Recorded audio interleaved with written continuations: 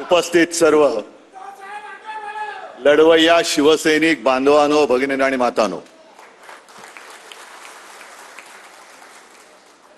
दिवसभर आपलं शिबिर सुरू आहे आणि आपण म्हणालात तसेच सर्वजण तुम्ही माझी आतुरतेने वाट पाहताय किंवा पाहत होतात ना रे. आता त्याला दोन कारण आहेत. एक तर माझं भाषण ऐकायला खरंच आतुर असाल किंवा माझं भाषण शेवटचं आहे आणि हे झाल्यानंतर आपण सुटणार आहोत. त्याच्यामुळे वाट कशाचं आहे म्हणजे नेमक्या कोणत्या गोष्टीसाठी बघतात मला नाही माहिती. भाषणाची ना, तुम्हाला खरंच धन्यवाद देतो, कारण मगाची शिवसेना प्रमुखांचं मनोगत तुम्ही ऐकलत. मी तर भाग्यवान आहे, मला मा आणि बाळासाहेबांसारखे आई वडील लाभले आणि त्यांनी माझ्या पाठीशी तुमच्यासारखी जी पुण्याई उभी करून ठेवले, याच्यासारखं भाग्य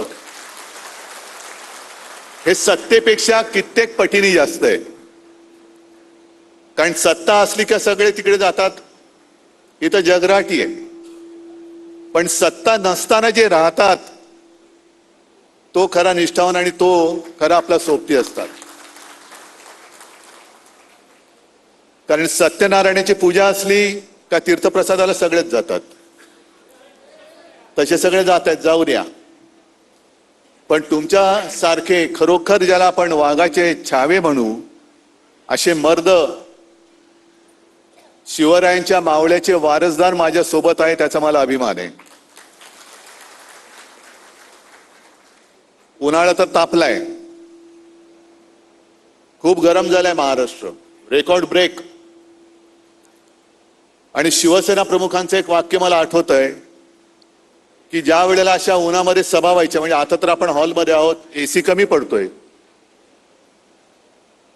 उन्हातानाच्या मोर्चात किंवा सभेमध्ये शिवसेना प्रमुख म्हणायचे की जमीन तापले, वरनं सूर्य आग ओकतोय, पण मधली तुमची डोकी नुसती उन्हाने नाहीत तर अन्यायाविरुद्ध लढण्यासाठी तापलेत की नाही, हा महत्वाचा प्रश्न आहे.